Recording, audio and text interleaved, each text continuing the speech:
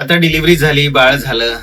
आता प्रत्येक आईला मग टेन्शनची गोष्ट असते, बाळाला माझ्या दूध योग्य प्रमाणात तरी येईल की नाही, काय करावं लागेल, घरगुती काय गोष्टी करायच्या, ही चिंता असते. तर त्याच्यासाठी मी काही गोष्टी सांगणार आहे. आता खाण्यापिण्यातल्या आपल्या काही गोष्टी सुधारण्याची गरज आहे. दूध वाढण्यासाठी सर्वात महत्वाचं काय, मेथीचे दाणे, हिरव्या पालेभाज्या, हळीव, डिंकाचे लाडू, जिरे, लसूण, खसखस हे सर्व समावेशक असं जेवणामध्ये असलं पाहिजे.